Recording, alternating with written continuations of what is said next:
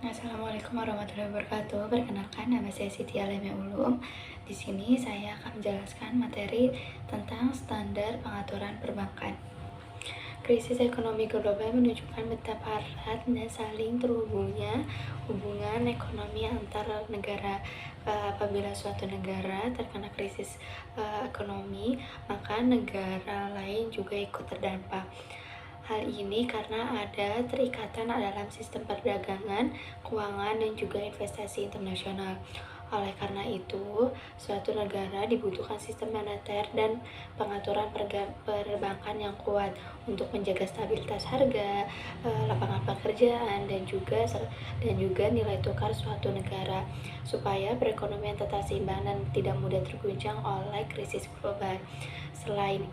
Selain dari menjaga stabilitas harga, lapangan kerja, dan juga nilai tukar suatu negara, sumber daya manusia juga berkualitas untuk memegang peranan penting dalam menjaga stabilitas dan pertumbuhan ekonomi.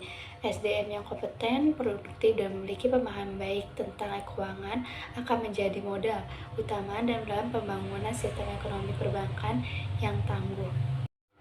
Sejarah sistem moneter internasional. Yang pertama ada sistem standar emas, yaitu pada tahun 1821 sampai 1914, di mana nilai uang suatu negara didasarkan pada emas. Setiap negara menetapkan nilai mata uangnya sesuai dengan jumlah emas yang dimiliki, dan perdagangan emas antara negara berlangsung bebas tanpa batasan. Sistem ini mampu menciptakan stabilitas nilai tukar antar negara. Tetapi setelah Perang Dunia Pertama, sistem ini runtuh akibat meningkatnya inflasi dan pesatnya industrialisasi yang membuat cadangan emas tidak lagi mampu menopang kestabilan ekonomi global. Yang kedua, ada namanya non-system. Ini terjadi pada tahun 1914 sampai 1946. Nah, setelah Perang Dunia Pertama, sistem standar emas tidak lagi beroperasi atau dipertahankan, dan banyak negara mulai membentuk blok-blok mata uang seperti dolar dan juga pound. Krisis kepercayaan terhadap nilai tukar dan konversi emas pun terjadi, sehingga negara melakukan devaluasi mata uang untuk meningkatkan ekspor. Kebijakan ini dilakukan dengan istilah beggar 18 policy, yaitu upaya memperbaiki ekonomi sendiri dengan mengorbankan negara lain. Yang ketiga ada namanya sistem Bretton Woods, terjadi pada 1946 sampai 1968. Pada tahun 1944, sebanyak 44 negara berkumpul dalam konferensi Bretton Woods dan sepakat untuk membentuk dua lembaga penting, yaitu IMF yaitu untuk menjaga stabilitas nilai tukar dan membantu neraca pembayaran, serta Bank Dunia untuk mendukung pembangunan ekonomi. Dalam sistem ini, dolar Amerika Serikat dijadikan patokan utama yang nilainya setara dengan emas sebesar 35 dolar per ons. Sementara negara lain menjaga nilai tukarnya agar tidak berubah lebih dari 1% terhadap dolar. Namun, sistem Bretton Woods akhirnya runtuh karena beban ekonomi Amerika Serikat yang semakin berat dan ketidakseimbangan perdagangan dunia. Yang terakhir ada namanya sistem kurs mengambang, yaitu terjadi pada tahun 1973 sampai sekarang, di mana negara-negara atau dunia mulai menerapkan sistem kurs mengambang ini. Nah, di sistem kurs mengambang ini, di mana nilai mata uang ditentukan oleh kekuatan pasar, yaitu melalui permintaan dan juga penawaran.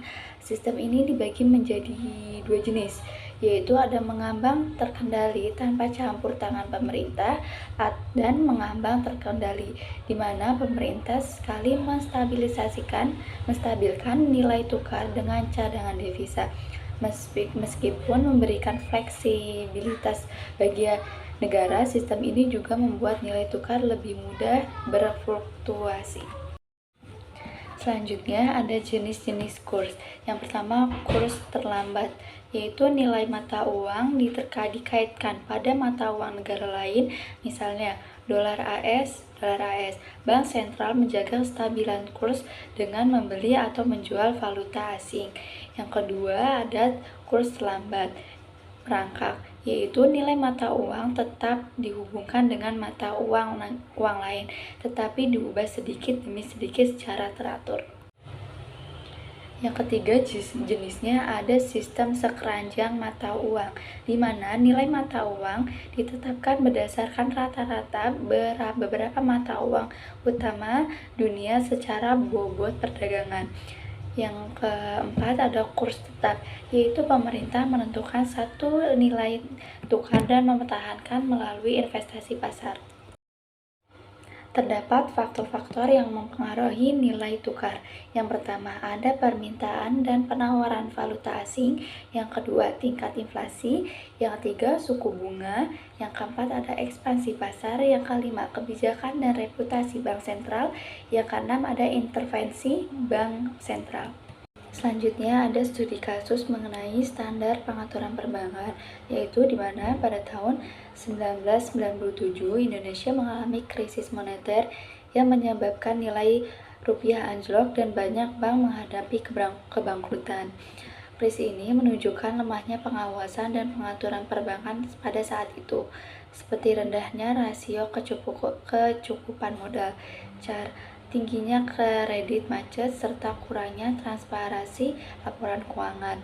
Sebagai respon pemerintah membentuk Badan Penyihatan Perbankan Nasional atau BPPN untuk menangani aset bermasalah dan merestrukturisasi bank. Selain itu, diberlakukan penjaminan simpanan untuk memulihkan kepercayaan masyarakat, dan Bank Indonesia memperketat aturan permodalan serta pengawasan bank. Kemudian dibentuk Otoritas Jasa Keuangan sebagai lembaga independen untuk mengatur dan mengawasi seluruh sektor keuangan. Berkat langkah-langkah tersebut, sistem perbankan Indonesia menjadi lebih kuat, transparan, dan stabil. Krisis ekonomi pada tahun 1997 menjadi pelajaran penting bahwa pengaturan dan pengawasan perbankan yang baik sangat dibutuhkan untuk menjaga kepercayaan publik dan stabilitas ekonomi nasional. Kesimpulannya, sistem moneter dan pengaturan perbankan memiliki peran penting dalam menjaga stabilitas ekonomi, baik di tingkat nasional maupun global. Sepanjang sejarah, sistem moneter dunia terus mengalami perubahan dan penyesuaian sesuai dengan kondisi ekonomi yang berkembang di setiap masa. Oleh karena itu, penerapan kebijakan moneter dan pengaturan nilai tukar yang tepat menjadi kunci agar perekonomian suatu negara tetap kuat, stabil, dan mampu menghadapi berbagai tantangan global yang terus berubah-ubah. Sekian paparan materi dari saya. Apabila ada kekurangan, mohon dimaafkan. Wassalamualaikum warahmatullahi wabarakatuh.